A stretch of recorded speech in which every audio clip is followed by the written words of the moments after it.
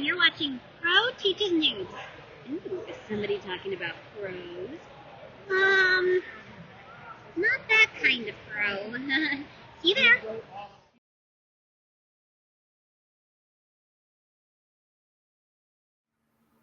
Hey guys, welcome to another lesson of Pro Teaches Noob. Today I have with me Alex and Eric. Hey guys. Hey everybody, just trying to get comfortable. And we got some more Rom to cover. And last time Rom made it back to Galador. And then he had to where he faced another Rom, which ended up being terminated with his other half of humanity. Then he had to deal with Galactus. But yeah, how can we make this worse for him? Galactus. Yep, right by the end of it all, Galador has been spared, but it's been sent because Rom tried to double-cross Galactus. Galactus decided to spite him by sending Galador somewhere where he can't find. Oh, boy. Yep. So now we've got Rom and Starshine staying with him. Right. And last thing we've seen, the people of Claritin have been abducted and replaced by the Dire race. Yes. But this time on the whole town. Yeah, it's a nation of body snatches. It really is. Pretty much. If you've never seen the movie, first of all, shame. Second of all, Shame on you. I don't want to be like shame. I never saw the original though. I saw the remake with Leonard Nimoy and Donald Sutherland. Oh, really? Leonard Nimoy was in that. That's funny. Yeah. Yep. I didn't recognize him. Let's do it. Somewhere in the great vastness of interstellar space, a squadron of cyborg warriors stands silently. They are space knights of Golden Galador, and the price they have paid for saving their world from the hunger of Galactus is to be forever denied their home. Earthward bound. The incredible journey? Sorry. That was a good movie. I can't believe there was a classic one. I never knew that it was the ones we saw in the 90s was a remake. Yeah, and that one didn't have talking animals. That one did not have talking animals. But Disney being Disney. Today on Disney documentary, the lemmings go over the cliff. That still makes me cringe. That they did I know. Remember the lemmings video game? Anyway, it was Rom's greatest of the Space Knights who had led them into battle against Galactus. And it was Rom who, in the end, struck a bargain with the Devourer of Worlds. I offered to lead Galactus to an uninhabited star system if he would but leave Galador in peace. The Dark Nebula, the galaxy was the Dark Nebula, former home of the... Okay, you have summarized. Yeah, here we go again. Yeah, it just happened. Why do you have to reiterate it? Okay, that happens in a lot of TV shows. You know that, right? No, I know. Last time on Rom Spaceknight. I know. Last time on everything. That happens on Buffy. It happens in Sailor Moon. It happens in Dragon Ball Z. But usually they have a narrator explaining it all, not having them among themselves. Not necessarily. I've seen anime that do the same thing. Okay, but hold on. Galactus reversed him, and unfortunately, we did not know where he removed it to. We could spend eons searching for Galador, but in the interim, the Dire race who have fled to the far corners of the cosmos would grow in strength and number, and soon come to dominate the countless worlds on which the skies they hide. We have agreed that we must continue our mission to eradicate race kind, hoping that one day our quest will lead us again to Galador. And how do we begin our quest anew, fair Starshine? How to reach those worlds suffering race infiltration? In response, the Distaff Space Knight weaves waves of light about her fellow warriors and transports them through space with a swiftness that defies the imagination. They had saved their homeworld, and only to lose it for themselves. Somewhere across the interminable space stretches between the stars, they could almost hear Galactus laughing. Earth, Starshine, you here? I had ended the race menace on the world to which I had been sent, Rom, before returning to Galador, where you found me prisoner of Mentas.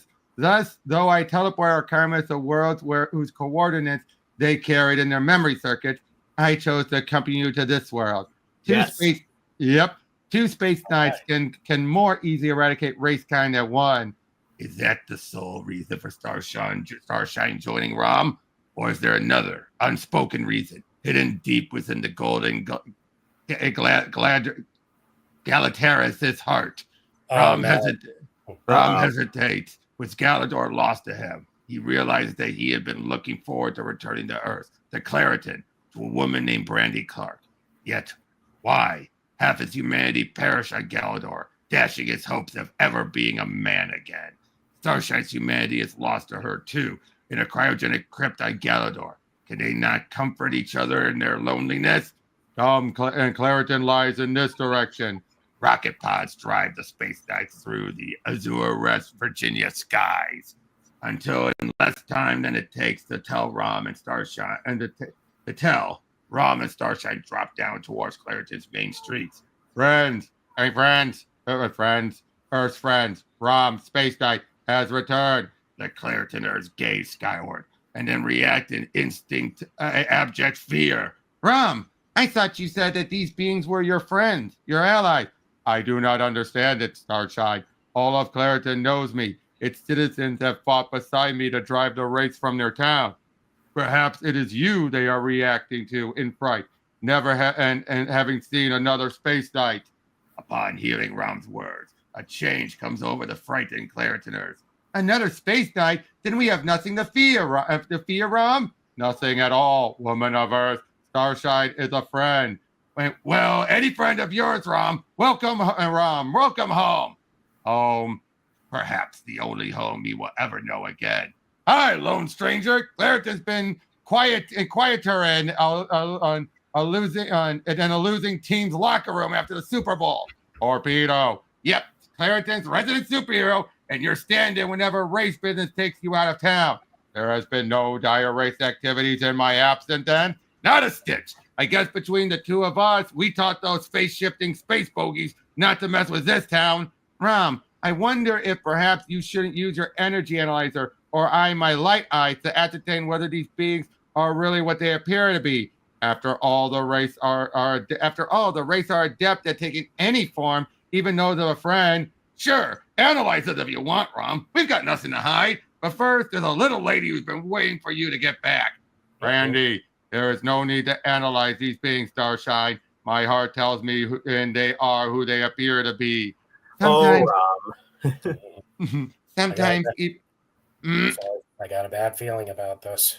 I got a bad feeling about this. You get those too. You too, huh? Sometimes even our hearts are capable of deceiving us, Rom. Mine could never fail to recognize you, Brandy Clark. Perhaps if jealousy had unclouded Starshine's common sense, she would have insisted on analyzing the human. Perhaps if Brandy's beauty had unclouded Rom's judgment, he would have wondered why Steve Jackson, Brandy's boyfriend, smiled so encouragingly when Rom and Brandy opened their hearts to each other. Perhaps if we had been able to intrude upon this tale, telling what we know, it might have ended. It might have ended differently. I was reading like it was Starshine, but she's taking over. She's taking over their book. It's the yellow subtitle, and her being yellow. Yeah, I know. Yeah. We mentioned Wayward's World earlier. It's like when Ed O'Neill's character tries to take it over and breaking the fourth wall, but Wade's like, "Yeah, this is my job." Yeah. Hey, that's my job. Perhaps. Did you miss me out with every bullet so far, pig? You must be tired. Oh, you don't get tired, do you? I have traveled vast distances, fought many battles. It would be good to rest and recharge among friends. Then come. My parents' house is always at your disposal. I think you're invited too, lady.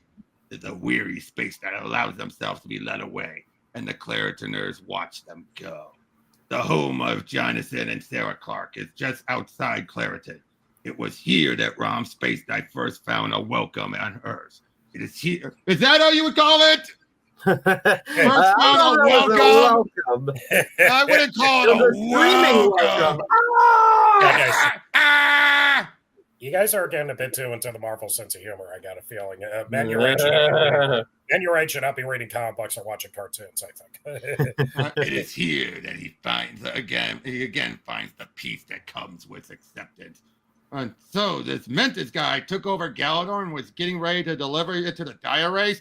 Mentis was our Prime Director's evil half personified. In the end, the Prime Director slew Mentis, only to be slain in turn by Galactus. And it was this Galactus who moved Galador to where you can never find it. We shall find our homeworld, Earthwomen, no matter how many eons it takes. But first, we must be true to our mission to eradicate race kind wherever it may be found. Well, it's not here in Claritin. You saw to that, Rom. Then why are we here, Space Knight? This small specter of Earth has been cleansed, Starshine, but there is a wide world beyond which I fear the race have already infiltrated. Just then, hey, look, it's the torpedo. He's keeping an eye on things. And this home you have found yourself does indeed seem safe and secure, Rom. We cannot rest until all of Earth is made as safe, as secure, Starshine. Well, listen, when you decide what you're going to do next, let us know. We will, Steve Jackson. I envy the closeness you have found with these humans, but remember that they are human, Rom. While our humanity has been taken from us, in truth, we must be close to each other now. As the two oh boy, look at those eyes! Like creepy. Yeah, I don't know. I walking by. Hey, how's it going? I'm just gonna keep moving. Oh my god, they're in shock. Hello. Yeah. Hello. As the two Space Knights come to grips with what has happened to them, a quartet of familiar faces stare out at them, noting their every move. Strange day. In the basement of the Clark house. Sorry. The two Space Knights have planned through the night. You have constructed a race finder, but so many spots on the globe are illuminated, and each pinprick of light reveals a possible concentration of race evil. We have much to do on this world, many places to cleanse ere we quit Earth. I'm glad, Rom. I don't want you to leave us again, ever. But look at all these other places infested by the dire race. With Starshine by my side, race kind shall be driven out from them, as they were driven out from Claritin. And yet, Rom, I know little of this world's geographical geography, save what I have learned from you. But doesn't that shaft of light near the eastern coast of the country called America represent Claritin? Gods of Galador, the race are here. Here! Something's happening here in Claritin. Something horrible. But what is it, Steve Jackson? What is wrong? Everything. I was driving my car to my garage this morning. On the way, I passed and Sid Bennett out tending his yard. Hey, Sid. And morning, Steve. Suddenly, the ground seemed to open up under Sid. What? Steve, help me! And before I could reach tremors. No, well, we would see them. Like, oh, no, you're right. Even then, I'd be like, ah! Look into the wrong rec room, didn't you, you bastard? With Kevin Bacon. Wrong goddamn rec room, didn't you bastard? And that's Michael Gross we're doing. But yeah, Kevin Bacon. Right out, the Family Ties guy finds a secretary. The fact that Kevin Bacon appeared in American Dad. Right. Oh yeah. As a joke, the Tremors. Nice. I am completely out of ammo. Never happened to me before. Well, Bert, who cares? You got him, right? I know. And I know it sounds insane, but the ground closed up again as if nothing had ever happened. Only Sid was gone. And I have never known the race to seize victims in such manner. And yet it must be they, for their presence has again been detected in Claritin. Oh, come on. And they get no further than the front porch when they are arrested by the agonized cry from Brock Jones, the torpedo. Rom, you got to do something. And you have seen the earth open up and swallow someone? Not someone, my wife, Lori, and my kids. 1 minute they were playing in the backyard. The next minute they were gone. I used all the power packed in my torpedo suit to try to blast through to them, but it didn't mean a thing. Other voices raised in alarm, now reaching the cyborg Space Knight's audio receptors. Rom, help us! And all right, somebody's kidnapping Claritiners. The dire race. Race? Impossible! Why impossible, Earthling? And striking suddenly when you have been lulled into a false sense of security is the race way. Of course, you must be right. But where are they? Jonathan and Sarah Clark emerged from their house. The old mine, and they honeycombed the ground beneath Claritin. The race must be there. Then that is where Starshine and I shall go to drive the race from this town which has befriended me. What about me, my family? You shall patrol the surface and attempt to prevent any further disappearances. I will safeguard your loved ones, Torpedo. I swear it. Rom, I'm going with you. What? Weapons, weaponless, you would go forth to wage war against the scourge of space? And we have weapons, Golden Girl. Race weapons discovered in their hidden layers after Rom drove them away. I cannot permit these good people to endanger themselves. Earth is their world. They have the right to fight for it. And perhaps the Earth human who has captured Rom's heart will fall in battle, leaving Rom to me.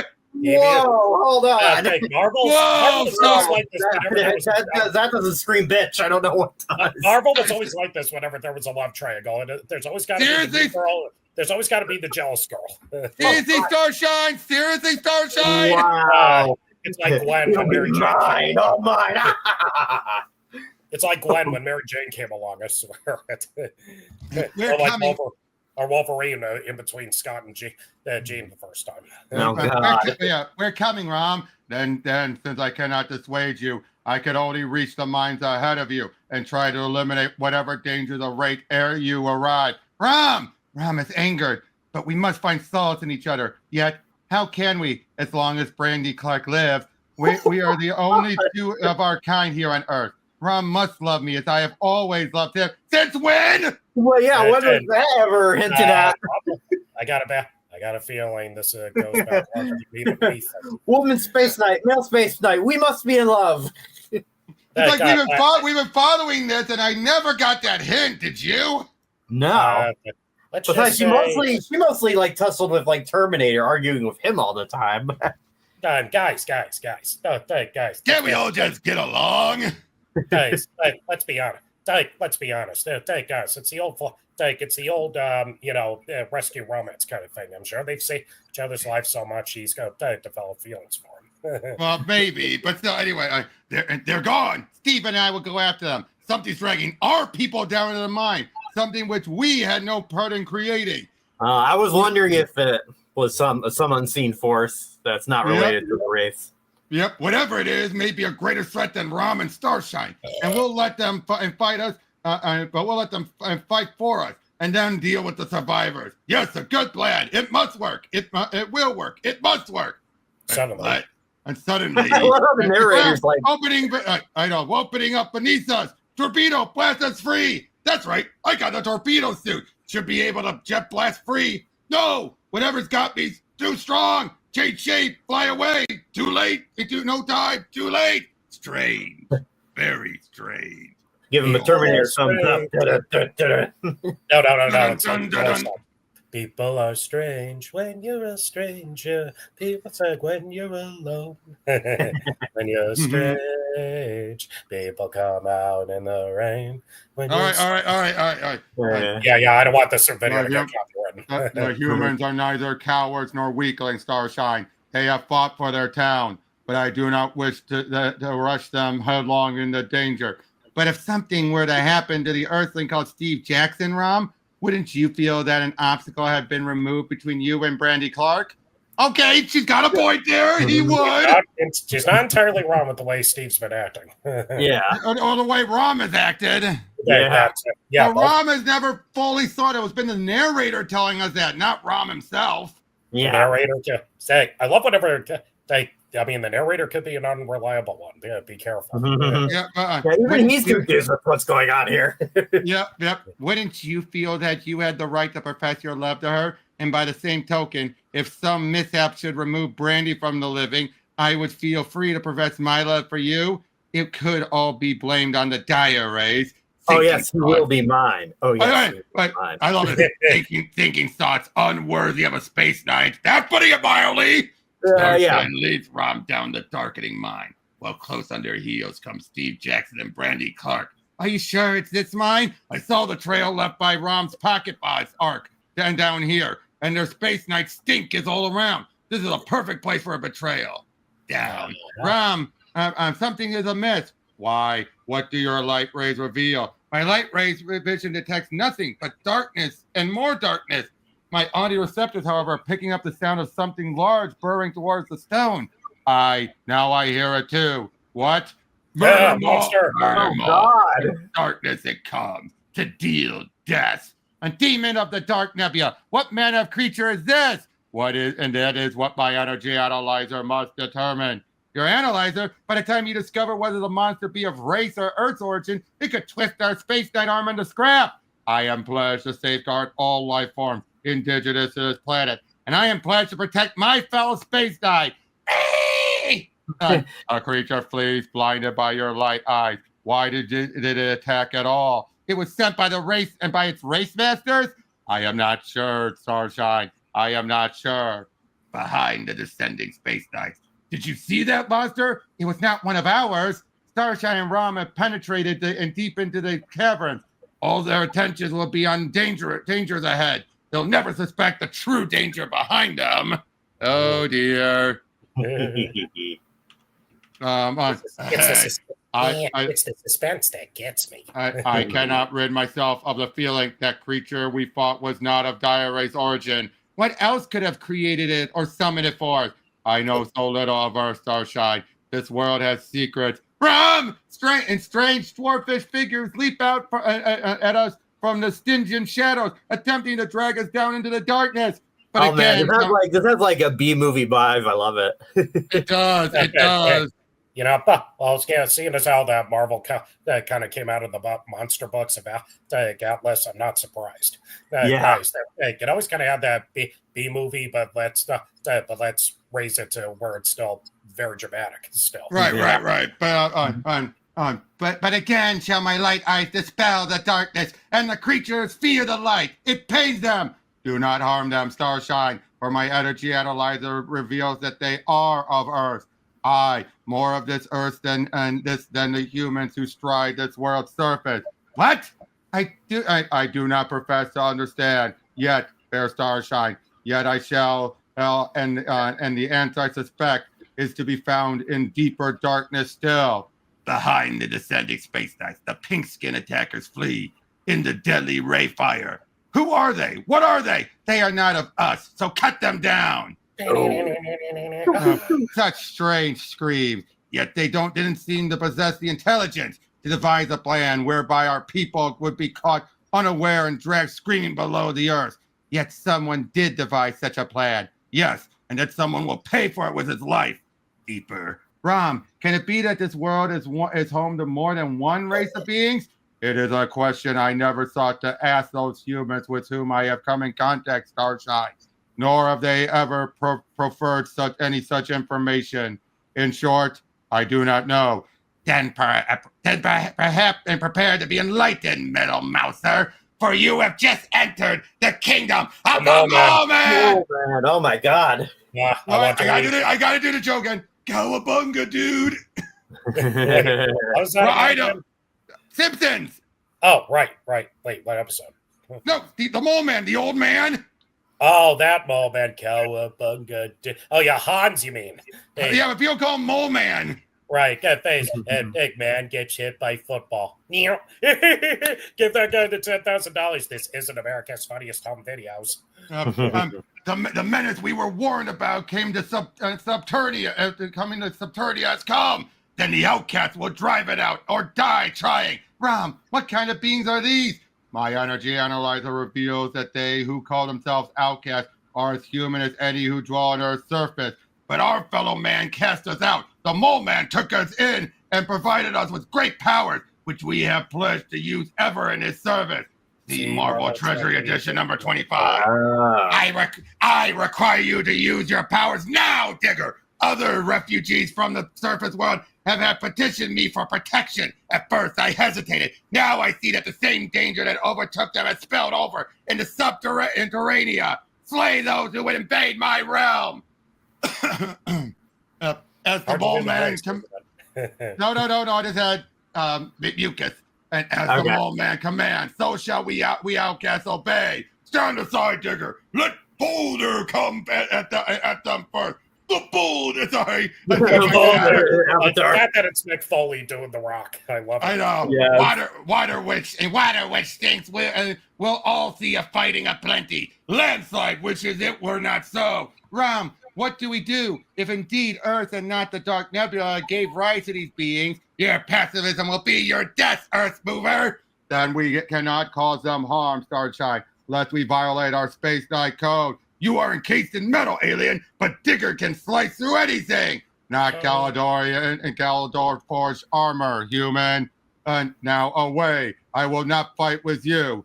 Fight or no, you will nonetheless fall for crimes you have already committed. The others have told us of your kind. My kind? Yes, how by changing your shape, you will attempt to escape harm. But nothing can break the grip of Boulder.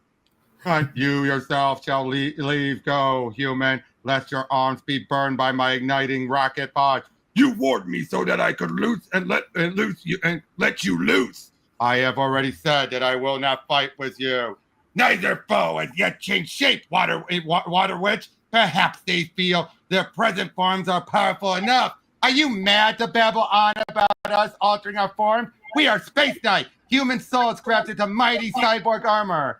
Am I hearing my echo? No, I'm not. No, I'm not. Aye, her eyes blinding. We need bees nothing else to combat the likes of you. Settle down, Starshine. Bye. Yeah. Going cray. Rom, while the outcasts regroup, the Mole Man's other servants launch their attack against us. Surely they are not human. Let us destroy them. You are beginning to sound as bloodthirsty as our fallen fellow Spaceknight, Terminator. Is this what the race war has done to us? But I will not say it again. As strange as these subterranean seem, they too are of Earth. Harm them we will not, but neither shall we suffer their weapons to harm us. Now, Mole Man, we must talk. You may have reduced my minions to rout, but no one dictates terms to the Mole Man. And at the Fantastic Four say otherwise. Silence, you gnomish grotesquier. Starshine, cease. You are blinding him. Do you not understand yet? Our Spaceknight Code pledges us to protect all life on Earth, not just the humans who are so like us in form.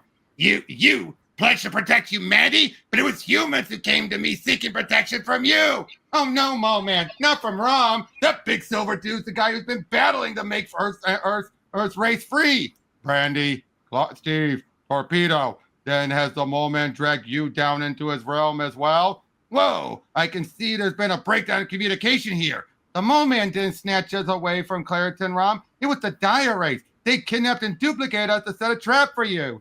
And then we summarize about that, but then we find out that, he found them. He found them. Yeah. Wait, who found them? The Mole Man. We saw a little hint Mole of it. Man. So were they able to dig their way through? Is that what happened? No, okay. We saw a little hint of it before in the last. Oh, yeah, I remember there was a hint. Yeah, and so then, but yeah, the Mole Man helping them. I like that twist. Yeah. The Mole Man is not just another bad guy. He does have he is 3-dimensional when you really look at his books. But I will say though, one thing I have to agree with Linkara is this would have been better if we didn't see Claritin be abducted. Oh, I think they do. I see what you mean. I think when they do the Columbo route where we see the bad guys first, that sort of thing. No, I get that. I'm kind of like split on it because on one hand it's like, it would bring some mystery. But on the other hand, the way it was like set up kind of made it like almost like something out of a horror like movie or something. It's kind of eerie. But I'm saying that, this payoff feels weakened because we knew. Right. I don't agree. Well, no, what I mean is, I think the horror suspense makes up for it, like Alex said. True. That is true. I'm not trying. I'm just saying, in my own opinion, I feel it hurt. I'm not saying it's bad. I just said it kind of, the way this is setting up. Now, granted, we would have had Brandy and Steve, the race one, gunning those guys down. We would have lost that too. Yeah. But what I'm saying is, and I guess at the same time too, it's like that we know that they're race. It kind of makes things like more troublesome for when the Space Knights come back because you're worried at any second they could betray them. So I'm kind of like I can see both sides of it. Exactly, I agree with that. It's the suspense that makes it up. Yes, and I agree with that. Hey, I completely agree with both of you. All right. And like I said. It's a double-edged sword. Is what I'm saying. That's what I'm saying. It's a double-edged sword. Both work, but one does suffer a little compared to the other.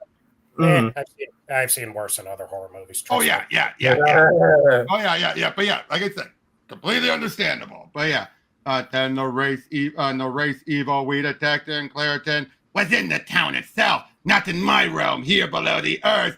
But when the race stashed us down here in the old mines, the mole man got wind of it, and one of his countless burrowing moles dug its way up through the floor of our white cell from without.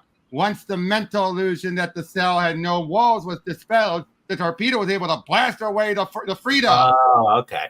I like that. I like that. It's that whole you think there's nothing there, so you act like there's nothing there. Right. Oh, okay. I like that. I do like that. Yeah. I hate the surface world. Decades ago, I descended here into the darkness to escape its ridicule. Since then, others, like the outcast, have joined me in exile. I wish only to live out my years in peace with my aged queen Kala by my side. She's aged, all right. Yeah. But she's still alive and kicking, so. No ageism here. There, you love is love. Yeah, love is love. But we made the mole man see that the dire race posed a menace to his kingdom as well as to the surface.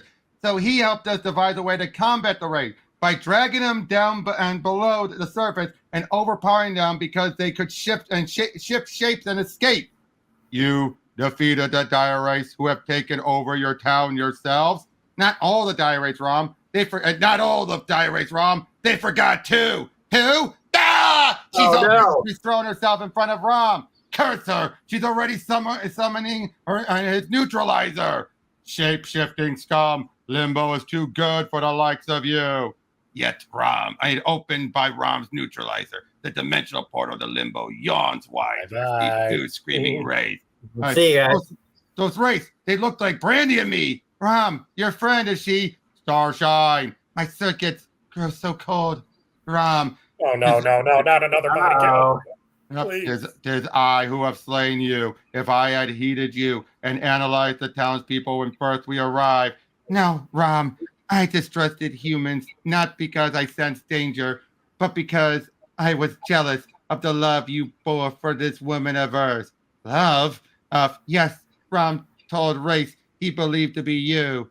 Love? It was my jealousy that betrayed me. Instead of analyzing false humans myself, I encouraged them to follow us into danger, almost hoping that Brandy would be killed and I would have Rom for myself. These space knights drop down from the stars. They involve us in their war, and one of them steals the heart of my girl while another one wishes her dead?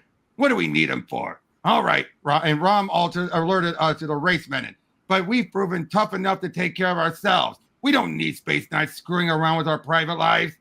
Curse them. Life used to be so simple. I don't blame Steve here. At this point, I don't blame him. Yeah. At this point, no. I think, especially after hearing that. Yeah. After hearing that, I don't blame him for getting fed up. I mean, this life is fake. I trust Ron, but damn it, he's turned this world upside down. Yeah. Yep. In Clareton, West Virginia, tonight, a somber funeral is being held.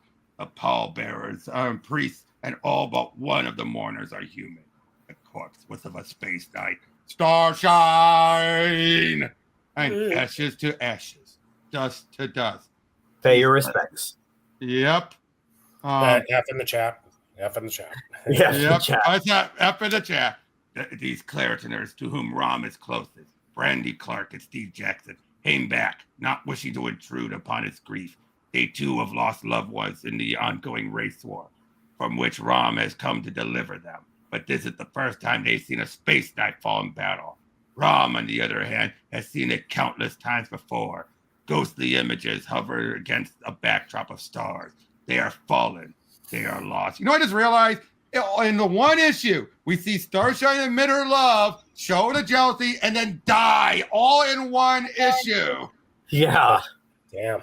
This is why I like older Marvel. They compress it all instead of stretching it out and doing filler. Yeah, because we've gotten like a bunch of issues saying, I love him. I know. It really does keep you on your toes, though, because you never know what's going to happen next.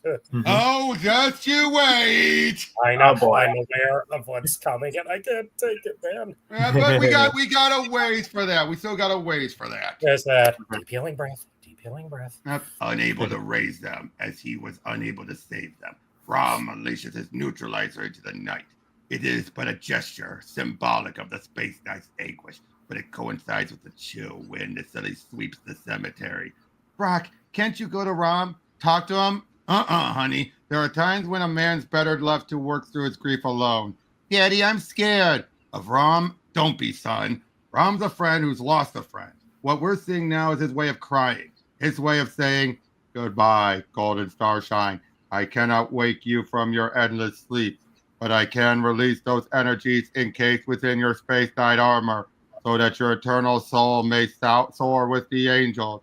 Rom, what are you doing, Reverend? As I have said, Starshine gave up her humanity to become a being of light. I have merely freed her light essence from the armor which bound it. On Earth, we would call the phantasm that arrives from Starshine's coffin a ghost. On Earth, we have much to learn about the form life takes after death, but we shall learn in time. And now time is what Rom has journeyed to Earth to find for us. Time to discover our destiny before the dire race infiltrators hiding among us succeed in altering that destiny forever. It is a quest that has cost him dear. It is done.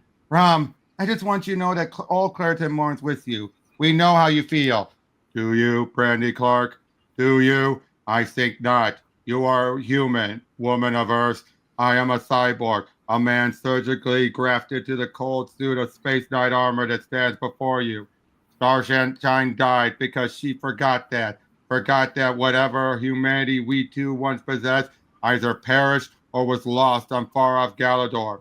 Our only purpose for existing was to fight as cyborg warriors for those more fortunate than ourselves. Starshine let her love for me blind her to our duty, and it was that love that blindness that enabled the enemy to kill her. I do not think that I will speak further of love or of humanity until the war with the race be won. Good. That leaves Brandy for me. Jeez, Steve! Hey, you just said that in the point. You didn't blame him. I didn't blame him to a point, but then it'd be like that? That he is the... Okay, but wait. You're right. Wait for the next line. Jeez, listen to me. The big silver. So he regrets it. The big silver guy, the guy's guts are churning, and all I can feel is jealousy towards the feeling he had towards my girlfriend. You're a louse, Jackson, a real louse.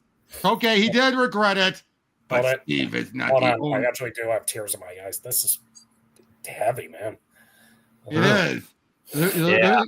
Because we've been following Starshine a lot longer than most of the others. That's right. Yeah. So, her and Terminator's demise hits harder. Yeah, it really does. It goes for his comrades. Yeah, they've been fighting for like 200 years. Exactly. But Steve Jackson's not the only Claritin awash in his own bitterness. Since the start of the slow procession to the cemetery, Brock Jones too has engaged in some rather unhero-worthy self-recrimination. Some lousy superhero I am. Rom leaves me in charge of Claritin while he heads out home to Galador. And what does the torpedo do? Fumble the ball, that's what. Brock Jones, you know there was nothing you or anyone could do. Laurie's right, and Brock, you may have a rocket suit that makes you a mean man in the skirmish, but neither you nor anyone else in Claritin has got what it takes to penetrate dire waste disguise. Heck, okay, we're summarizing that. Like, listen, a bunch of us down at the a bunch of us at the lab think we can modify your torpedo costume's visor so that you can see the race. If you could do that, and I'd take on the whole bunch of them. That's my dad. Hey, while you're at it, why don't we try to come up with energy analyzers for the rest of us? Yeah, that way we won't always have to rely on Rom. We'd be able to guard against the race on our own. Exuberance and sudden self-assuredness sweeps those amassed at the windswept hill. In the excitement, only one there remains. Rom. But gradually, another remembers as well. Didn't you hear what he said, Brandy, honey? And Rom's got no time for love now. You have to hate, and you've come to hate Rom, haven't you, Steve?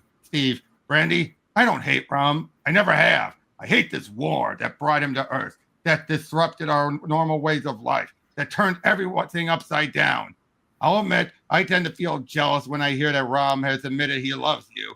He's lonely. He's lost his home. He's lost his home. We're all he has. I know that, but you're all I have. Darn things are getting so complicated. On as the Claritiners quit the graveyard. The fresh earth of Starshine's coffinless grave caves in to reveal. What have you made? Made me claw away for us to the surface, mole man. I would see once more those humans we befriended and aided in defeating the dire race who menace our world, digger. So long as the mole man stayed away from humanity, that it was strange to suddenly find myself in common cause with the surface world. Does this mean they are no longer our enemy, mole man? Fill in the grave, digger, lest any suspect that we were here. As for your question, it is still too early for me to say. But perhaps one day we will stand beside the surface men once again, when the menace of the race kind threatens all of us who inhabit Earth. Knowing what happens by the end of the Fantastic Four by 321, this is this is good character development for the Mole Man. Yeah. With that, the Mole Man and his Retian returned to the depths, and on a lonely rise overlooking Claritin County. And Starshine died because she loved me. Others have died for that reason as well. Herath, the gentle pacifist who became the Spaceknight Firefall. Reyna, who sacrificed herself so that I might live. Terminator, who in dying took half my humanity with him. And the Prime Director, who loved us all too much. What kind of being am I to inspire such love? Perhaps my energy and analyzer can reveal the answer. He summons it from subspace, his device for analyzing energy forms, and turns it upon himself. You that I have so often shown me my enemies, now show me myself. It does. Its crimson glow revealing an amalgam of man and machine, flesh and metal, nerves and circuits. A cyborg with a soul. I have learned nothing about myself which I did not already know. Oh, the analyzer's warning systems have been activated. Ping, ping, ping, ping. And some enormous and deadly energy outpouring from yonder village. Can it be my enemies, the dire race again? Would they dare so soon after their defeat at Claritin to encamp just outside Claritin's door? It is an issue that warrants investigation. Such is my duty to ferret out evil wherever it may hide. Such is my mission, to eradicate race kind wherever I may find it. Such is my reason for being. Would to all the gods there be that such were not so. Rocket pods lift the silver space knight into the starlit sky. Soon he arcs down towards his destination. It is an Earth's habitat, smaller in size than Claritin, and far less prosperous. A sulfurous smoke rise from the ground itself, poisoning the air. Can this be race handiwork? This poverty, these bilious fumes. Is a town more fit for the dark nebula, home system of the dire race, than for Sylvan Earth. Yet, this is the future the dire shapeshifters would have for Earth, and for countless other worlds as well. Truly, through vile magic and sinister science, they would remake all else in their image. 'Tis a dread destiny to contemplate. Yeah, I got goosebumps hearing that. Oh, you made me jump there, dude. Sorry. I got goosebumps with all this horror theme stuff. No, I get that. Sorry, but I had the volume up really loud, so when you did, I jumped. Sorry. Booga. You stupid dog! Stupid dog! You made me look bad. Forgive us, dogs. Alex is the biggest fan between the three of us of Courage the Cowardly Dog. Yep. Courage the Cowardly Dog. Courage the Cowardly Dog. Okay. And on Earth, only I and those who I am reached with my message can stay race kind from achieving their goals. Hark, someone comes through the poison mist. In appearance, it is very like a human. I'm Clay Brickford, and you're all aglow, all light. Are you an angel of the Lord come to deliver us from darkness? Come to end our suffering at last? I am Rom. Superheroes with their Jesus symbolism. Symbolism! I am Jesus. I still remember Film Brain doing that. Yeah. I am Rom Spaceknight, and my energy analyzer reveals that which I already suspected. You are a man, but there is a strange, deadly energy radiating from you. It is killing you. I would like to help you. Help me? We're beyond help. The monster done it. killed my family, killed my wife and children? Yeah. Monster, perhaps that means the race. You say others have died. How is it then that you have survived? Oh, Belinda, Jimmy, Jack, Clay, A-Boy, and Allison. They're alive too. Barely. They won't be for long, though. Come, I'll show you. What's left of my family. The oppressive poverty of the place sets in about Rom again. He follows the haggard figure up a front porch that creaks under his palladium weight and stoops to enter through a door. Belinda, I brought someone. Why, Clay? To watch us all die? The children lie still, as if death has already claimed them. Their mother is close to succumbing. But Rom senses that it is not poverty that is killing them, not hunger, not malnutrition, not any disease of earthly origin, or any malevolent machination of the diary. There is some other fatal force at work here, a force that can only be revealed by the energy analyzer of the great silver space knight called Rom. Wait, they're missing the K! They're missing the what? Space Knight! Oops. Oh. It's a space night. If I was a Good night. Space night. If I was an alien, I'd be like that. Like, this book has 9 typographical errors.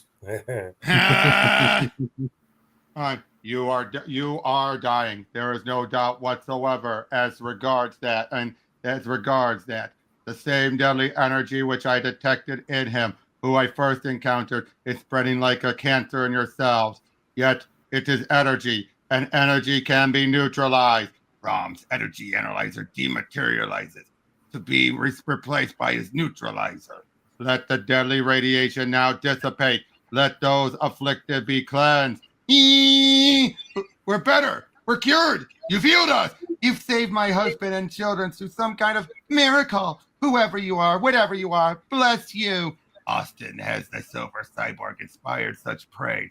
Never has he felt comfortable receiving it. I merely neutralized that radiation which was endangering you. Are there others in this town similarly afflicted? No. The others all moved out or died. Others and ours was the last family to remain in Lucifer Falls. The last not to die because of the monster. Again, you used Falls. No wonder they moved out. Yep. Again, you used that word, monster. He was a monster when he first came to Lucifer Falls. He was a man in need of help. A man called Bruce Banner. Bruce Banner. What?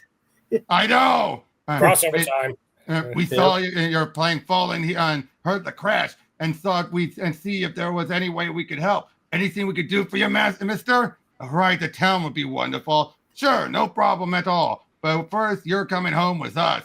We were just a poor mining family, but we took him in as we'd taken others in need of help.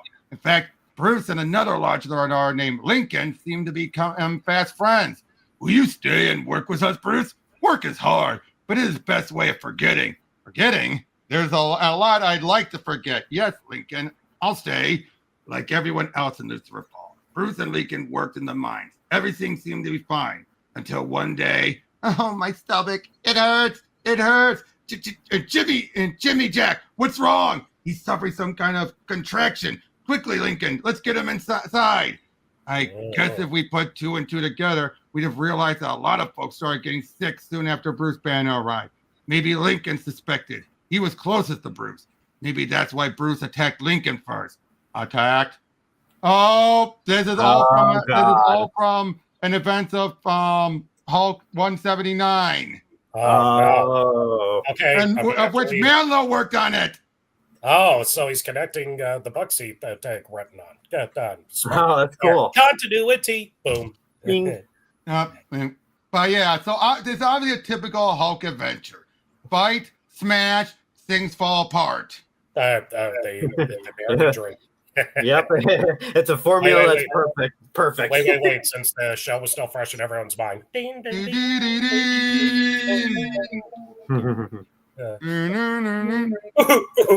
Ooh, marathon. Marathon. I love that. Ooh, marathon. Marathon. Everything returned to normal for a while. Lincoln lived and worked with us. Lucifer Falls was a good place to be. Then the earth opened up and started belching fumes. People moved out, and those what didn't took sick and died. I found a Geiger counter in Bruce's room and figured out how to use it. Sure enough, the haze was radioactive. That's what I mean about things adding up. Somebody remembered hearing how it was some kind of radiation that turned Bruce Banner into the Hulk. We figured it was that radiation that started making folks sick after Bruce came to town and ended after the Hulk was trapped in the mines. When the sickness starts coming up, we knew it had to be coming from the Hulk or his rotting corpse and buried underground. They don't realize he survived. All those sweet summer child. Yeah, it was a rather one-sided retelling. Yeah. I may have to read that comic now. I may have to start reading the Hulk now. Yep. Yeah. Lincoln volunteered to go down and have a look. That was the last Lucifer Falls ever saw of him. Everyone else left alive, moved out then. But we and Brickbirds were Lincoln's closest friends. We couldn't leave without him, not without knowing. If the radiation hadn't got me, I would have gone in after Lincoln. I figured he got hit by it, or the Hulk was laying in wait for him somewhere. Down there. Stay on the surface with your family, man of Earth. If anyone is to seek your missing friend, it will be Rom Spaceknight. Okay, can he do it? Can he find Lincoln? If anyone got a chance, Belinda, it's Rom. Unless the Hulk is down there and alive, which we know he's not. The killing haze continues to curl about Lucifer Falls as Rom drops like a shimmering silver stone down the stingent darkness. The air is fitted in here, hot, heavy, with the stench of death. With my human cells grafted to this Space Knight armor requires oxygen, which will be supplied by my built-in respirator. Click! So we actually have to see him turn it on. Like radio. We've only seen it mentioned. We've never seen it. I know. We've never seen it actually done. Yeah. Turn on your respirator. But I had begun to suspect the shaft had no bottom, but I have reached it at last. It is as black as the dark nebula down here. My cyborg vision, however, was designed to compensate for the dark of darkest space. Still, it will be my energy analyzer that leads me to the source of the radiation. Gods of Galador, the radiation my analyzer detects far exceeds any I have ever encountered. Can it really be that being, this Hulk? To be fair, we don't see Rom deal with the Hulk until when do we? Oh yeah, not until I just blanked now. Volume 3 of the Omnibus. Oh. Got it. Oh, that'll be exciting. Yep, we gotta wait for that. Ah. Yep, but there, a figure crouched in darkness. He is the source of the radiation, which is devastating Lucifer Falls. Oh, come on. Rise, Hulk. It is Rom Spaceknight who commands you. There is no Hulk. There's only Lincoln, the human friend. My father was an atom. My mother was a bomb. On the day I was born, the earth died. I was a deadly baby. My touch burned. My presence grew all around me and grew sick to die. I was not a man, but a missing link. Those who created me sought to get rid of me. I was launched to America, and there I first met and fought the Hulk. I was mighty, but the Hulk was mightier still. Our battle ended in my defeat. Looks like Lincoln's blasting off again.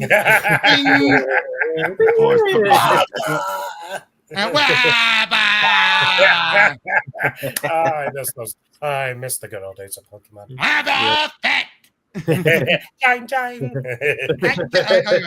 The force of the Hulk's blow shattered me into 100 million pieces. God damn, dude. Fell into a hard rain upon the Appalachian countryside.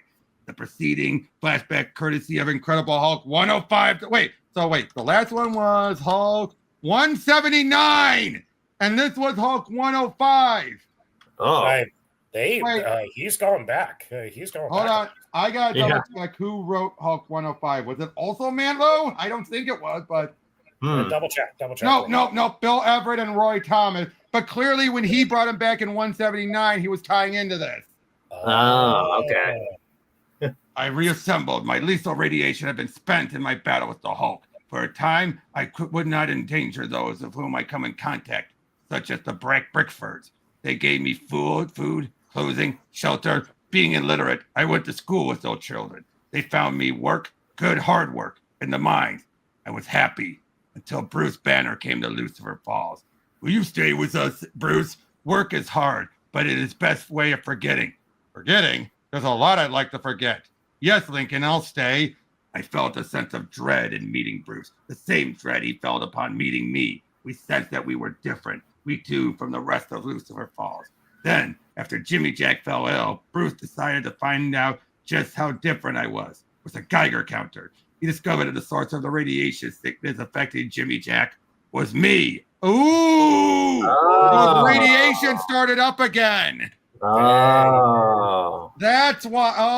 Oh, man. That sucks. Yeah, that royally sucks.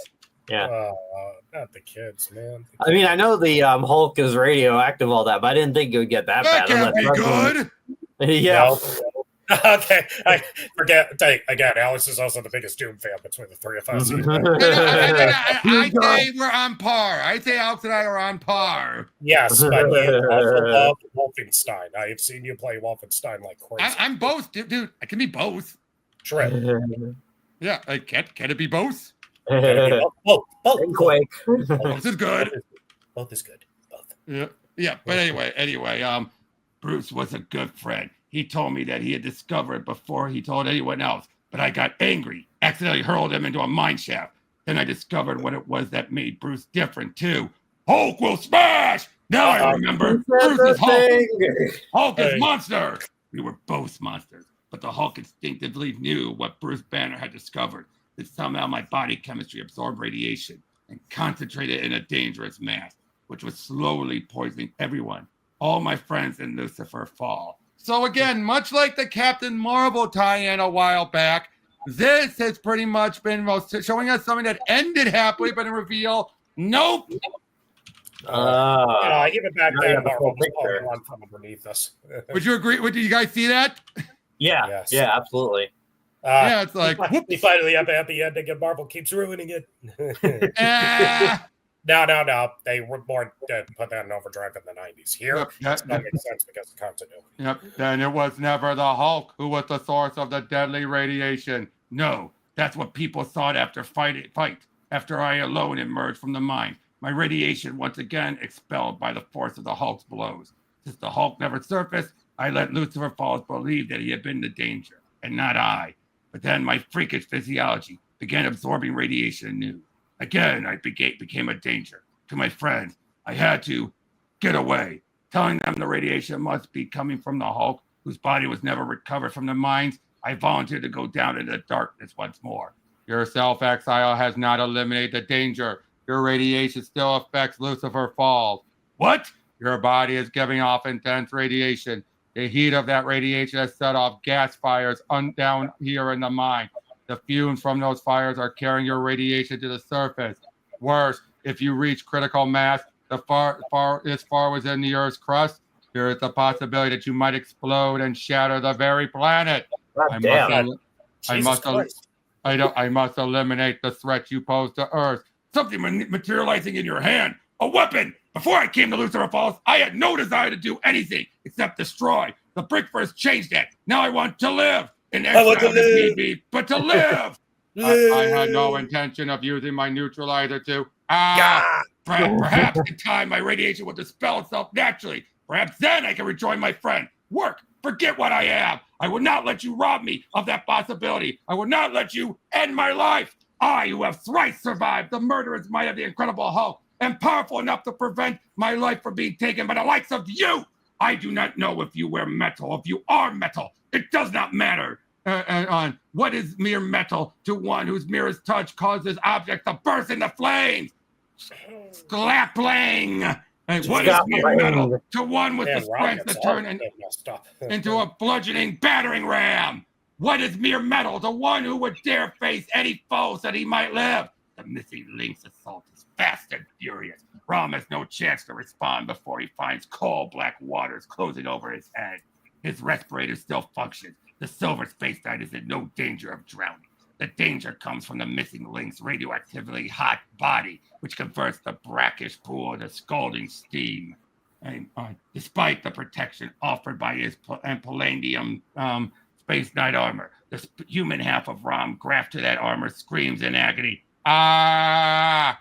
The mine in which the combatants clash is over 100 years old. It was not built to take such stress. The inevitable begins to happen. Cave in! Lucifer Falls is starting to bottom out! Daddy, come back! Clay, you can't go in there! I got it, Belinda, honey. Lincoln and Rom are down there. Are they, Clay? Or has the Hulk killed them too, as his radiation killed our town? If they couldn't stop him, what chance do you have? Clay Brickford is a brave man, but he knows that he would have no chance at all. Meanwhile, it is dark as a dungeon deep within the mine. Lincoln, stay your hand. Hear me out. Why should I listen? You have no weapon now. My neutralizer is only a weapon if I choose it to be. I did not summon it to force the slay. If only you had let me explain. Then something happens which forces the missing link to give involuntary pause. In smashing his radioactively hot hands through a coal seam, he strikes and ignites a hidden gas pocket. The force of the explosion literally blows the missing link apart. The mine becomes an inferno, and the inferno seeks release in the utter destruction of Lucifer Falls. This fire, indescribably fierce, is yet cooler than the intense radioactive heat given off by the missing link, which had racked Rom with pain. Moving through it, the shining cyborg locates his neutralizer. Now, if I act with dispatch, perhaps I can aid the missing link before he reassembles. So you found your weapon. It will do you no good. I am not the Hulk, but still I have power enough to smash again. Hulk has trademark on that. And who are you to talk about trademark to me? Yep, and so that you won't get a chance to use it. You are as wrong now as you were in your first attack, Tragic One. As I said, the neutralizer is only a weapon if I wish it to be. Today, I wish it to be the instrument of your salvation. Ah! Yes. A short time later on the surface. Gone. The town? Our friends? All gone. Does this mean we ain't going to and we never see old Lincoln again? I'm afraid it does, Jimmy Jack. Rom said he was going to save Lincoln. If anybody could, but nobody could survive that. You're wrong, Dad. Allison, Clayboy, and me, we prayed hard that Rom would save Lincoln. Sometimes, Jimmy Jack, our prayers don't always get answered. But they did this time, Daddy. Look at Clay Brickford and his family do. And the sight they see through the flames consuming their town causes them to rejoice to the heavens above. I have returned, humans, with your friend. It's Rom with Lincoln, alive. I mean, Lincoln, are you all right? What happened down there? Can't remember. Was it the Hulk? Did that monster cause all that destruction? The Hulk. Yes, it was the Hulk. Lincoln and I drove him away. The missing link's friend must never know that he was the cause of their town's destruction. He himself does not remember, as my neutralizer, in neutralizing Forever's deadly radiation, also drove any memory of himself as a menace from his mind. Really? What? I didn't know that. He set it to a memory eraser. We cannot ever think. I mean, it's probably for the best. They would be devastated. Yep, we cannot ever thank you enough, Rom. Come on, Lincoln. Together we'll find us a new home. Let them continue to blame the Hulk as they rebuild their town and re-educate Lincoln. As for this monster, this Hulk, I wonder if our two paths will ever meet. Wait for it. Careful what you wish for, buddy. Yep. Metal Master. No. Oh, but yeah, that was the end of the. Yep, that was the end of the first omnibus. Okay, now I got to buy it. I got to watch it now. Yep. Okay, so let's move on to the next one. Yes. Volume 2. Yep. Yeah, Spider. Spiders, go! Spider, stop, Patrick. Stop, Patrick. It's me, SpongeBob. Spiders. I was trying to do Billy. I know clouds. Yeah. You know, he's eventually going to run out of windows. I know. Destroy us all. I like the chicken. I always love that. I like the chicken. I love those old cartoons. I really do. Yep, but Silver spiders in the snow. Sounds like a B movie. Carnations, Alice. In wintertime. Tarnation, Alice just got into you! Blam dog! Can't a body ever sleep on Christmas Eve without you making a racket? What is it, girl? Somebody in the junkyard? All right, girl, I'll take a look. You were right to bark, Alice. Those uglies are eating my junk. Gotta protect it. That scrap metal's my livelihood. Son of a gun. They look like they're made out of metal, but I still blew one away. There are, however, others. As Bernie Tarpon, proprietor of Clariton Scrap Iron and Junk, is about to find out. Something wrapping around me. Get some kind of spider web. Saint alive! Alice, help! Hot slime dripping from its fang. Acid. It's going to dissolve and eat me like it ate my junk. No! So, enmeshed parties, Tarpon acts instinctively to save his own life, and then mercifully faints, sensing that he will not disturb them. No, he will disturb them no further. The silver spiders go back about their business, or rather, their metal master's business. Be swift, my silver creatures. Consume all the earthly metal your arachnid abdomens can contain, and then let us return to our waiting craft, where the metal master can analyze the metallic samples you've ingested. Obeying the golden-hued alien, the spiders rise into the night on slender strands of silver webbing. I must learn if there is any earth and metal on Earth capable of foiling the plans of the metal master. Bernie Tarpon revives in time to see the strange figure gather his spiders and depart in a great silver spaceship. Yes, Bernie Tarpon sees it. As the night grows longer and colder, he'll wish many times that he had it. Oh, little town of Clariton, West Virginia, how softly see you lie. There are visitors on the Clark family home this Christmas Eve. However, it is not a Christmas tree they gather about, but a hovering globe representing their planet and the peril that besets it. Dire race. And of course, a nice summary of who everyone is, of course. Yes, of course. Yep. Jonathan and Sarah Clark have explained to me some of the traditions and customs of your Christmas season. I understand that it is characterized by giving of gifts. Christmas! Yay! Allow me then to give you the only gift of faith I can bestow, the gift of peace of mind. The monitor globe registers no trace of race activity in this sector. Clariton is free of race kind at last. Well, I was hoping that we'd seen the last of those slimy shapeshifters, but you said that before, Rom, and yet the race returned, and we drove them away, daughter, without Rom's help. We taught them that Earth is our world, and they will fight to keep it. So now you're going to leave again, aren't you, Rom? Leave a town that's offered you a home and people who love you? His job here is done, Brandy. Steve's right, Brandy. As long as Rom was the only one able to see through the dire race disguises, we relied on him for security. But now the boys at the lab where you work have modified my torpedo visor. Once Rom activates the enhanced bioptic ability of my visor, I'll be able to spot the race as well. Then nothing will stop the torpedo from defending his town and loved ones. Then I'll really be the hero I've always wanted to be. Go ahead, Rom. I'm ready and willing. You are brave, man of Earth. Only realize that the gift I bestow upon you is no gift at all. The sea race kind as they are is to know such horror as should never be conscience. There may come a time when you would pluck your eyes from their sockets rather than see more. I'll take that chance, Rom. It's better than going into battle blind. Is it? Aye, 'tis a true starshine learned only too well. Your sister and summarizing about what happened. Don't you ever take that chance. Torp, analyze us. Torpedo does, and all presidents are revealed as human. Now, Clariton, as a defender, equal to the task. And now, Rom Spaceknight can soar out of our lives and heart without ever having to look back. Rom tries to call Brandy Clark back, but something stops him.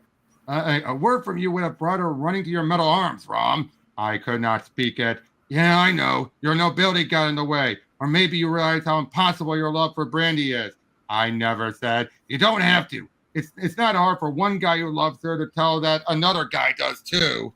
As Steve and Rom converse in hushed tones, unheard by anyone else in the Clark cellar, Ann and Danny Jones, playing with their early Christmas gifts, spy something streaking across the snow-filled sky. Look, Danny, a spaceship! Wow, we better tell Daddy! Daddy, there's a spaceship outside! I knew it was a mistake to let you two open your presents early. Those toy ray guns have fired your imagination so that you'll never sleep tonight. But Daddy, the spaceship was real. Sure it was. And so were the reindeer pulling it and the jolly fat pilot at the controls. Come on, you kid. You've got a big day ahead of you. Don't tickle, Daddy. Tickle. All right, you three. And little Nell needs to go to bed. As Jonathan and Sarah Clark showed the Joneses out, Rom and Steve and Rom resumed their talk. This isn't easy for me, Rom. It was never much good. I was never much good with words.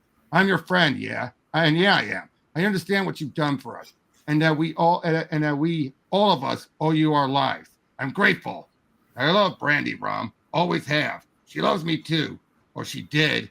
Your coming changed all that. At first, I figured it was the danger, the excitement that changed her. Then I realized it was you. Somehow she's got it into her head that she loves you. Metal bodysuit, pent light eyes and all. So even though I'm your friend, I'm glad you're going to want Brandy. You're going to want Brandy. I'm glad you're going to want Brandy back. Wait, what? I'm glad you're going. I want Brandy. I'm glad you're going. I want Brandy back. Okay, I missed the period. I didn't see it because it's so tiny. That is a tiny period. Yeah, I can barely see it. Yeah, take it. Hang on, I got the laptop right here. Move the hand. There you go. Yeah, I can see the period. Yeah, but even then, it's a little blurry from our eyes. Yeah, it is. Yeah, exactly. I want Brandy Clark. See ya, Rom. Merry Christmas. The door to the cellar closes behind Steve Jackson. Rom Spaceknight is alone with his thoughts and the ghost of his own humanity. Steve is right. I do love Brandy Clark. Tell her, and you deserve happiness. You have won the right. I cannot. I am a cyborg, a machine. You are a man. You have a heart that is not breaking. Half of my humanity perished with Terminator and Galador. I can never reclaim it. Gods of the Golden Galaxy, will I never be human again? Eddie upstairs. Where have I heard that before? Yes, I know. Terminator? No, it cannot be. Eddie upstairs hear the lonely Space Knights cry. They honor him by leaving him in peace. You recognize the monument. You don't need to tell. We don't need to tell you the name of this town. We will concentrate on explaining why this man, Matt Kilburn, is fleeing. Remember him? Yeah, the reporter guy. Is fleeing for his life along the streets of the nation's capital from a flock of birds. Raven, bigger, blacker than any bird I've ever seen before. I noticed them following me this morning. Encircling me like vultures, anticipating death. My death. God, it's just a cat. But is it? Or is it one of them? A voice reaches the alleyway from the street. Stay where you are, Mr. Kilburn. You can run no further. You've given us quite a run for our money, but the chase is over now. Birds, cats, dogs, none of them are real. All of them. Who are you? What do you want from me? And come now, Mr. Kilburn. You know who we are, what we are. You are a reporter, a better one than you know. You stumbled on the story of Rom, and that opened up a whole can of worms, which would have been better left shut. I'm armed, I warn you. I'll shoot. My God, the dogs, they're changing into hellhounds of the Dark Nebula, Mr. Kilburn. Telepathic trackers, a sample of what our science and sorcery can do, given the proper materials. In this case, once ordinary Earth dogs. Take him, my pets! No! One hellhound becomes intangible before Kilburn's bullet can harm it. The other screams, "Eee!" and turns to a molderish ash. Curse you, Mr. Kilburn. Those dogs take time to breed. Ow! What the? Sounds like something out of the Hound of Baskerville. Only this isn't the English Moors. It's Washington, D.C. The policeman rounds the corner of the alleyway, not knowing what he'll find, but certainly not expecting horror. Yeah. Another human can none of your cursed kind mind your own business? Must we be forced to eradicate all of you to keep our presence on your planet a secret? I killed the hellhound, so I know these dogs can die. But what about their master? And it wasn't even a silver bullet. One good turn, my friend. Oh man, how am I going to report this? You're not. No one will believe you. I know. I've tried. Wait a minute. What do you mean? No one will believe? These piles of ass will disappear. They'll never be analyzed in any land. If you press the issue, you'll be transferred or fired soon. And soon you'll notice people around you acting strange and that you're being followed. That's what happened to me. I'm a reporter. I thought it was on the scoop of the century. A silver spaceman came to Earth to murder a human being. The more I dug, the more I learned that the people Rom was killing weren't people at all. Of course, summarizing what he's been through. Yeah. To find the one being capable of saving me and the Earth, Rom Spaceknight. Do you not wish to be with your family on this Christmas Eve, Torpedo? Laurie's putting the kids to bed, Rom. Besides, I feel like a kid myself. I can't wait to test out my Christmas present, my new race detector vision.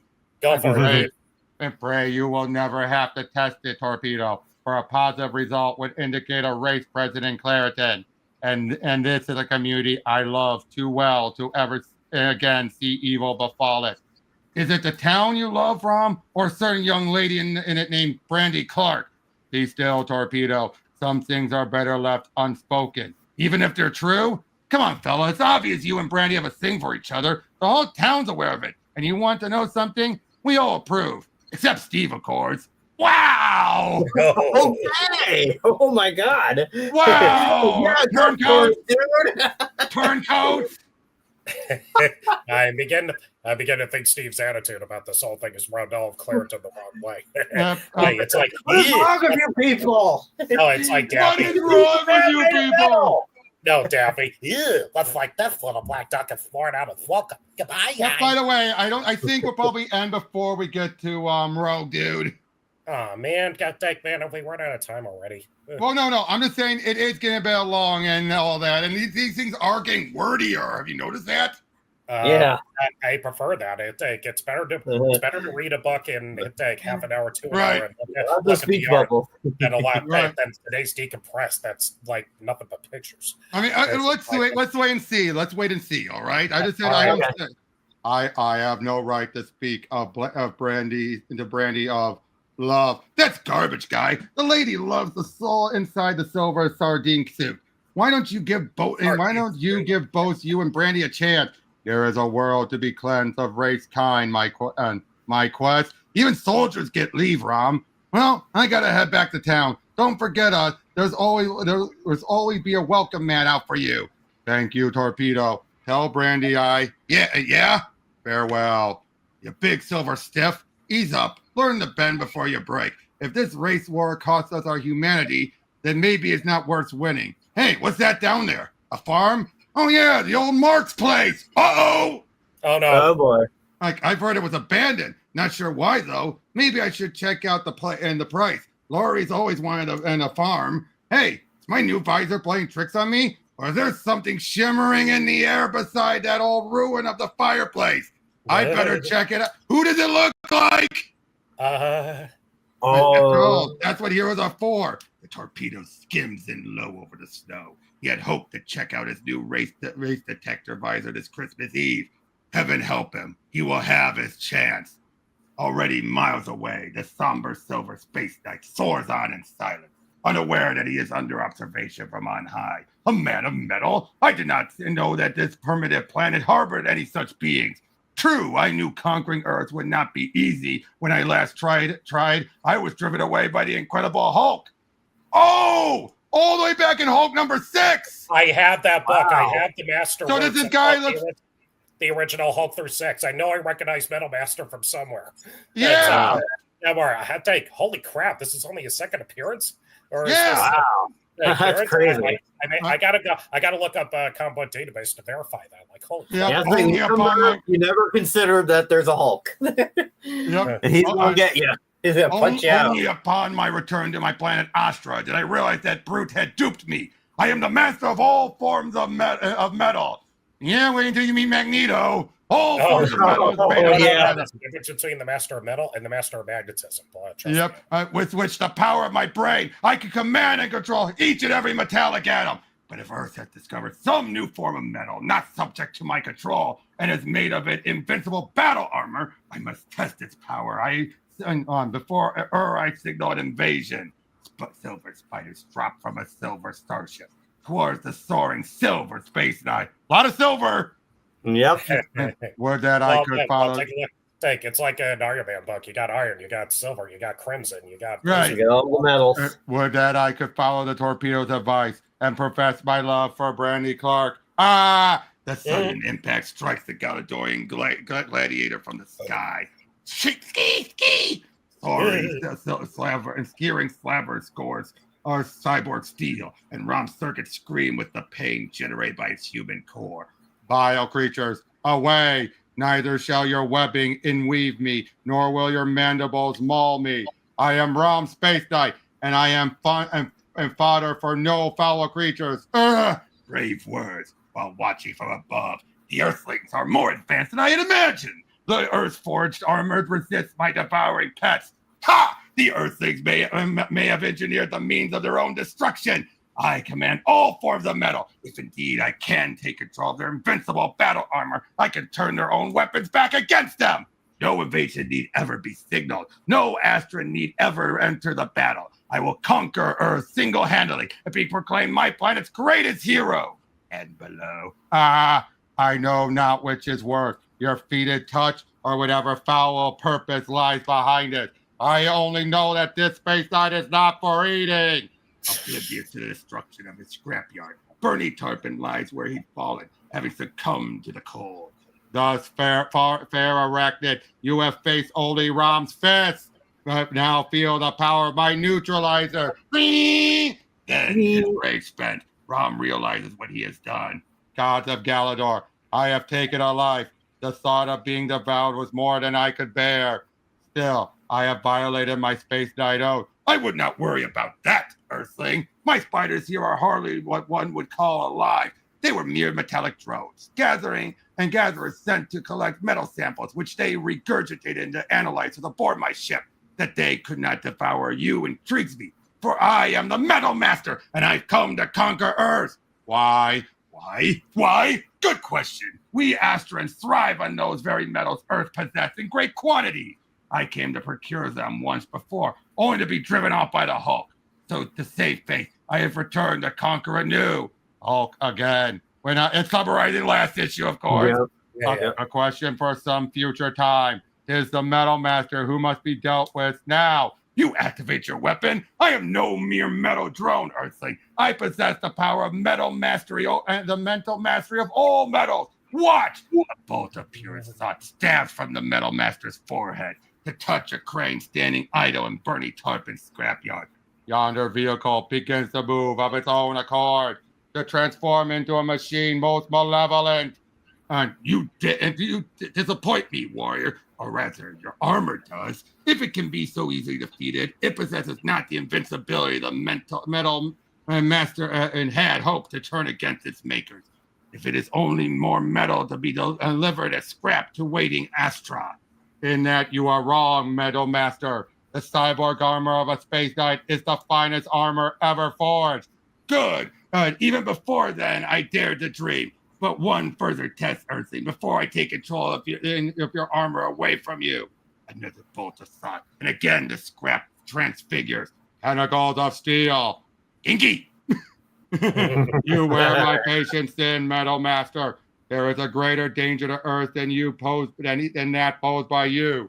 And it is Rom's mission to deal with it. The test is done, Earthling. Your armor has passed. Now, with but the merest modicum of mental energy, I will reach out and touch each individual atoms of your indestructible armor and seize control of it for all time. For a second, Rom's armor rebels, but only for a second.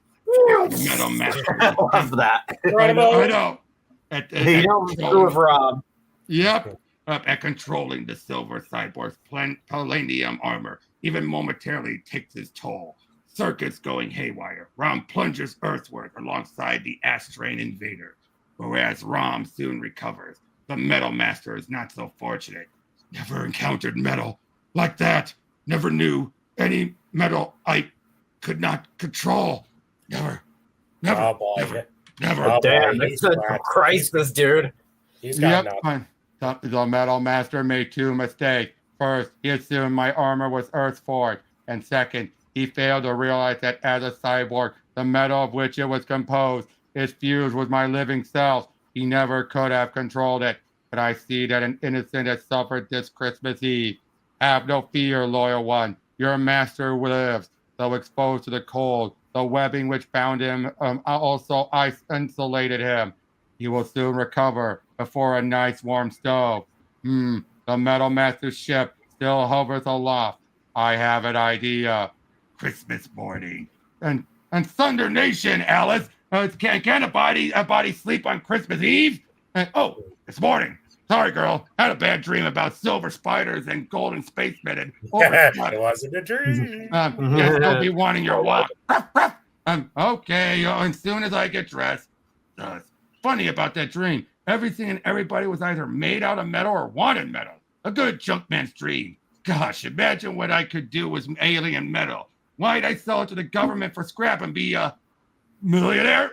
Alice, it wasn't a dream, was it? There's Birdie from Rom Spaceknight. The only thing that was missing in that issue was Rom wearing a little Santa hat. No, that would have been too much. Hey, look. Mutants. The Brotherhood of Evil Mutants. When Rom departed from Clariton to cleanse the earth of dire race, he left the Titanic torpedo to safeguard the town he had come to love. Like any other human, the torpedo possessed no power to penetrate the dire race human disguise until Rom energized his torpedo visor. What the blazes? Some kind of eerie shape materializing out of the snow over the ruins of the old Marks farm. On this day, as Rom had war, the torpedo may discover that the special gift of sight bestowed upon him was no gift at all. Look who it is! Oh no, not him! No, not that thing again. And this won't be the last time, I should point out. No. And sweet heavens, what's that? I thought the swirling snow were playing tricks on me, but there's a human shape materializing ahead of me. And human, no, torpedo. The hulking horror now assuming substance out of the ether is as far from human as one is from night. At last, I am home! How nice! Someone comes to greet me! Whatever it is, it's alive, talks, and at the speed I'm flying, there's no way I can avoid hitting it at full torpedo thrust. Dolt of a human, away! Even through my protective torpedo suit, that blow knocked the wind from my sail. Whoever this guy is, he's tough, and he's coming at me. Something tells me I shouldn't let him lay a hand on me again. I need a weapon. What's this half buried in the snow? A pitchfork. Praise the Lord for passing the ammunition. And don't know what it's doing here, but hurled at full jet power, it should poke some pretty holes into that walking horror. The pitchfork flies faster than the eye can follow, but not as fast at the speed with which thought anticipates its coming. How ironic! Attacked with the same weapon by which I slew my sire. His attempt to destroy me was as pitiful as yours, and both shall end in the same result. I hurled at you with all my power, and you stopped it with your mind. Who or what are you? I am hell on earth. I am your nightmare that is made manifest. I am hybrid, and I shall be the death of you. As the gaunt gray horror moves in on torpedo, we shift our focus to the snowbound West Virginia highway, being reluctantly cleared by a prison road gang. Keep it in. Keep at it, you jailbirds. The warden wants this transport sent through tonight. Then tell the warden to pick up a shovel and start digging. The transport in question and looking more like a lunar lander than a conventional vehicle. It's a Stark Industries super criminal conveyor designed by Anthony Stark himself. Please, he prefers Tony. I know. I'm sorry for the rough ride, gentlemen, but visibility's too important to risk taking the rig to the air. Those to whom the driver communicates are New York State corrections officers standing guard over some rather exceptional prisoners in the rear van of the super criminal conveyor. We read you, pilot. Use your judgment as the travel mode. Just get us to where we're going. The sooner we unload our cargo at Windust Prison, the easier we'll all breathe. After all, the Brotherhood of Evil Mutants would have torn apart New York if they hadn't been stopped by the mighty Avengers, as told in Avengers Annual number 10. Now I got to read the Avengers. Damn it! I got all the Marvel books. I got to read. The Brotherhood escaped from Rikers Island, and their near victory over the Avengers convinced the authorities that they were too dangerous to house near a major population center. Avalanches. This is where we summarize about each of the villains and everything. Blob, Avalanche, Destiny, and Pyro. Pyro will turn you to toast. Hey, I'm slipping. Signal the van to stop. Those jailbirds are chained together. One's falling under the wheel, and he's taking the others with him. We're skidding. Can't stop. Mother of mercy, wheels as big as a Volkswagen. They're gonna roll right over us. Can't anybody do anything to stop them? Look, somebody do something?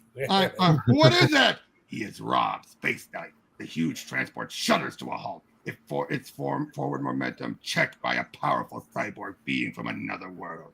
In the cab of the transport, get in the horn, co-pilot, and tell the boys in the back we're pulling out of here fast. The visibility's still restricted. Hang visibility. We've got a possible attempt to free our prisoners here. Mayday, mayday, condition red. Secure for blast off. You should have known when we told you the transport was designed by Tony Stark to expect the unexpected. Yeah, we definitely got that. Only Tony. Oh, Tony. Wafted skyward with her companions, the blind Destiny experiences a momentary twinge of disappointment. I had hoped we would be freed sooner rather than later. Now the Brotherhood shall divide its time and wait. Those sightless Destiny sees the future, while others still stand doubting what their eyes have shown them in the present. The rear of the van took off like a rocket, leaving the chassis in the snow. They were afraid of the guy in the silver bodysuit who stopped them in their tracks. Who is he? Why'd he save us?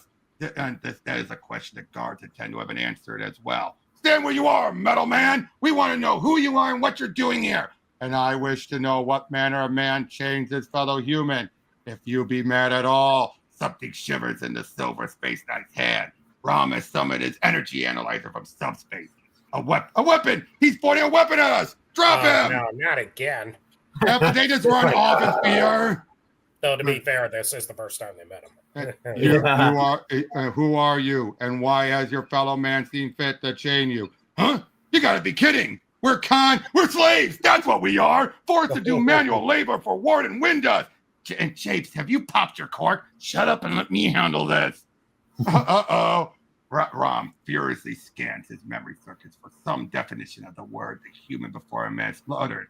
Slave, one who is and chattel, the property of another. What limited research I have done with the custom of this planet has revealed to me that such a vile possession of man by man did indeed exist. I was not aware that it existed still. You're not from Earth, are you? You're from outer space. I am Rom Spaceknight of Golden Galador, come to save your world from dire evil. James may have been scared as the rest of us, but he's sinking his feet, conning the spaceman. There's evil here. We were enslaved and made to serve it. You saw how our masters would have let us die beneath the truck? Yes, I saw. Oh, dear, Rom! Oh, no. Go You're now. doing so well, you naive fool. Go now, unfettered. What? Cap. Oh, yeah. I see him. Guard well the freedom I have given you, lest others seek to enslave you as well. Mister, once Jake Japs is free, there ain't any man going to put him back in chains. Then I shall depart in the wake of the vehicle from which I saved you, to see firsthand how the world which I have sworn to free from dire race kind enslaves its own kind. He's rocketing off, Japes. Yeah, towards Windus Prison. I'd sure love to be there to see. What? I was going, I'm helping, like from The Simpsons, Ralph. Yep. I'm in danger. I'd sure love to be there to see the look on the Warden Windus' face when the spaceman arrives to free our fellow slaves. Ha! Not me. I want to put as much distance between me and prison as I can. What's the hurry? The snow will cover our tracks, and the warden's going to have his hands too full of trouble to send anyone after us. Oh, dear. Mm-hmm. Uh-oh. Now I'm going to start because I do want to get through this before, the end of the hour. I'm going to more breeze through a bit more of it. Okay. If that's all right. I'm still going to read things. But yeah, because we can already see a lot what's going on. Rom, oh, crap. Yeah. Yep, and they're bringing in the others, and look, it's Mystique. Where? Right there. Uh-oh. In disguise. Yep. You must have hit the jackpot, Bean Brain. We can move again. The Brotherhood of Evil Mutants is free. Of course, we already know that they're more here for Mystique is more here for Destiny, of course. Yes. Of course. Yep. And and that's Rogue. So first of all, that's Rogue, and that's Mystique as the Warden. You can tell it's Rogue. Oh my God, this is early Rogue. Yes. Yeah. Well, again, this is when she was a villain. This is, Gambit, and Gambit didn't show up until the 90s. Yep. And That's not my rogue. Yep. And we keep getting more references to Hulk 263 as well. Again, I got to start rating the Hulk. Damn it. Oh dear, but you called this place a prison and referred to yourselves as evil. My memory circuits reveal that prisons are places where humans house criminals.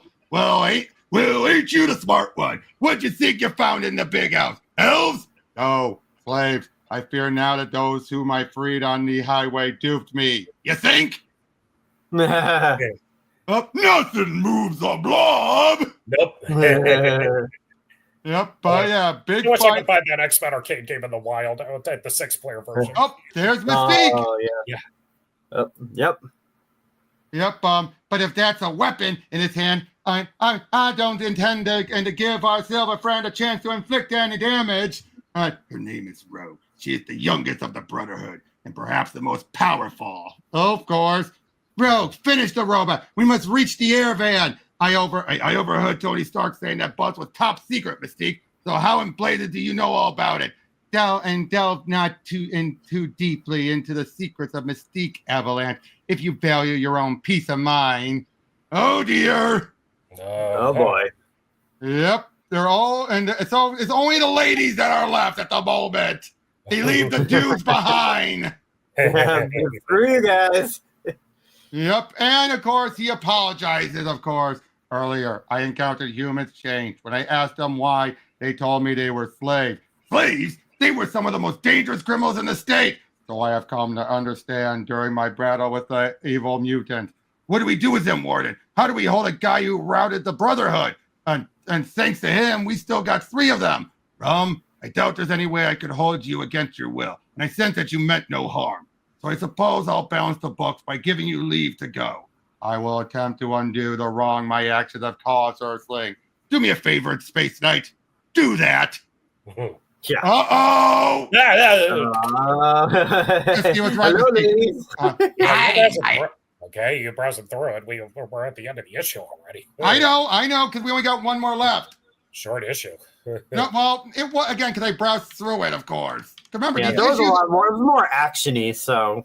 Aye, my lovely. Horror such as you have never imagined. Horror the haunter, everlasting dream. What if you seize me, mind touching mine? Can you guess my name, old one? Can you pronounce it without being driven mad? Yes. Horror, thy name is Hybrid. I think I'm gonna be sick. I don't blame you, Rogue. Whoa! What is it with the X-Men finding this thing? That thing from I mean, Gods of Galador. Great, now I'm saying it. Yeah. The mutants, they gotta stick together. They do, actually. They really now this is after Rogue stole Ms. Marvel's power, by the way. Got it. Oh, right. Now, everyone keeps thinking that's when she turned around, when no, it wasn't. Right. Now, poor Carol, though, she gets absolutely drained and have her memory erased. Yeah. There it is. Yep. Oh, wait, flashback to the Rom issue. The hybrid. Yeah. I allow no one inside my mind. No one. I'm no telepath. How do I even know how I? Mystique. If you've hurt Raven, you Hulk and horror, I swear I'll strip your slimy skin off your skeleton. There, clawing your way up out of the basement should hold ya while I rescue Raven. And Rogue, our opponent is not human. You're telling me, Misty, honey, that Nightmare's right out of the he world and his world. That's true. By accident of birth, this being who calls himself hybrid, some manner of mutant as we are. He ain't anything like me. Hush, child. If Raven is right, we may have found ourselves an ally. Oh no! No! Don't do it! No, Of course, don't do he it. puts on an act. But Rom shows up and finds out about hybrid. At the same time, Mac Hillborn, it shows up. I brought him back, Space Knight. Found him crawling through the snow by the side of the road as I was driving through the blizzard to get to Claritin. To find you. Remember me, Mac Hillborn, hack reporter? I wanted to do a story on the Spaceknight Minute. Only trouble was, no one published it. Check it out. He's been around. Reason I was discovered that I discovered that if Earth was aware of Rom, they'd also be aware of Rom's enemies, the dire race. Those shapeshifters have infiltrated the media. They're in position of power. Summarizing all that, all are welcome to join in the fight, man of Earth. Your prior arrows will not be held against you, as I pray mine are not held against me. I have returned to Claritin briefly to correct such an error. Yesterday, not far from here, I released some men who would claim they were enslaved against their will. Summarizing all of that, of course. Of course, must you do everything alone, Rom? I am beginning to accept solitude as my natural state, Brandy Clark. It doesn't have to be, Rom. Cripes, why doesn't Brandy just get down on her knees and propose to the Silver Spaceman? Hey, Brandy, I'm your boyfriend. Remember me, Steve? I thought Rom was out of our life too. Was out of our life for good. Oh dear! They find the criminals. Oh no! Oh god!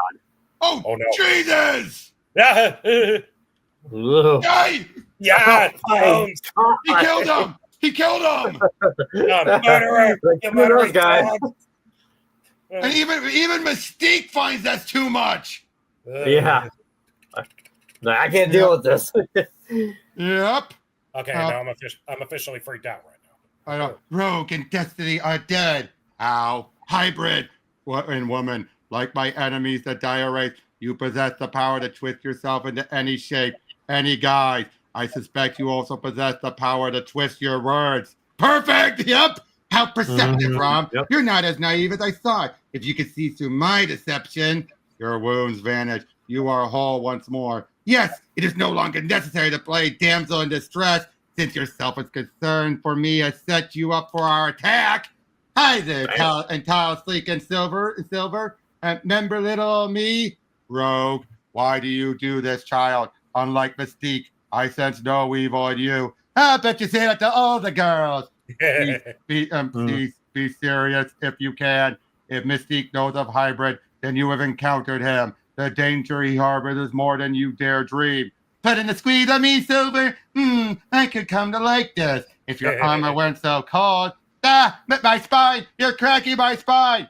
No, I meant only to restrain you. Nonetheless, Rogue goes limb into Silver Spaceknight's arm. Rogue, gods of the Golden Galaxy, if I've hurt the child, it is concerned Rom leans closer. Surprise, lover boy! Did I ever tell you about Destiny? She can see things no one else can see, and she's seen that you all are half human, and I have the little skill to possess the power of anyone with whom my flesh comes in contact. I admit, I was a mite skeptical of it working, y'all, but I'll have to give it a whirl. Rogue kisses Rom, and both experience something Knights has experienced before. Oh my goodness! After a moment, immobility, Rom tears Rogue from his breast. Curse you, child. You awakened in me emotions I dare not feel, since I may never be human again. The agony you cause me makes you as evil as your sisters. But what is there Rogue can say? She attempted to absorb Rom's power, only to discover that in that portion of humanity grafted into the cold space, they armor possessed no power, but only a kind of decency, which Rogue in her young life has never known. She finds that she likes it. As both stand awed by the emotional empathy they momentarily shared, Mystique and Destiny encircle Rom, and something rises from the snow embankment behind him. Something evil.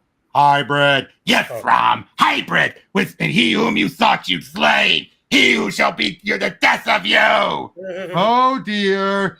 You've said that like 3 times already. I know.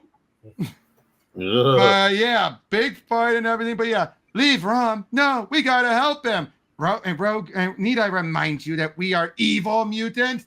Rogue is right, Raven. If Hybrid should overcome Rom, he will turn his powers next upon us. And you try and convince her, Destiny. Me, I'm gonna help Rom. Rogue, no, come back. The child has a mind of her own, Mystique, but she is still a child. Oh boy, and yep, she helps out. Nice. Yep. You go, Rogue. You have done enough. I have regained control of my circuitry. The horror shall now answer to Rom. as he starts to show visions of everything. Mm. And Mystique takes Brandy's form to help snap him out of it. Ooh. Oh, that's a good idea. Yep, and he uses the neutralizer to take him out. Duh. Finally. Yep. But to do that, she first touches Hybrid to weaken him. Oh, that's a great idea. Yep. And yep, he's gone. Hybrid is no more for now. But yeah, and that's the end. Wow. So, how was this batch? I would say not as good as the last batch, but still good. Oh, It yeah, had yeah. strong moments, honestly. This whole comic is good. I could see why comic readers love this shit. Yeah, it keeps getting better and better. And next time we'll be doing the annual. Ooh. Nice. And oh my God, that's already a tease for what we're in for. I always love the annuals because they always tell a bigger epic story most of the time. Yeah, king size annual. Yeah. Ooh, no, you're getting the good stuff. Yeah, but still though. But yeah, overall, this was pretty good. Resolving the Claritin stuff, dealing stuff with the moments. Poor Starshine. Yeah, I know. And yes, the stuff with Steve and Brandy are definitely, especially Brandy, are coming ahead. Mm-hmm. Oh, absolutely. Yep. He sure stands not Ghost right in this because he was always the love try. Goes, I'm just the editor. Yeah. No, wait, Jim's the editor right now. I'm just the guy at the Comic Con. Yep. But overall, what did you guys think of this batch? It was good. It was good. Definitely leaned more into the horror stuff. I think in the first couple issues. Yeah. It really got me. I thought it was good too. And the fact it did a good job clearing up the Claritin stuff. Yeah. And revealing that Hybrid can come back from the dead. That's haunting. That's oh boy. Yep. And again, the stuff with Rogue. Yeah, this really helped her. Yeah. I may have to read. I didn't see that coming. I may have to read these issues on my own now because damn it, I want to start reading X-Men. Yeah, because she had no power to gain. She just had nothing but his good heart. Yeah. And now she's like, what am I doing? Am I even on the right side? Yep. And you just have so many other things here. Like again, these guys who totally duped Rom. And then I gotta be honest, they did not deserve this. Yeah. No, there's karma and then there's disproportionate retribution. Yeah, for even Mystique to feel like that was overboard. Yeah. Now, granted, she did it more because they could be useful, underlings, but still. Yeah.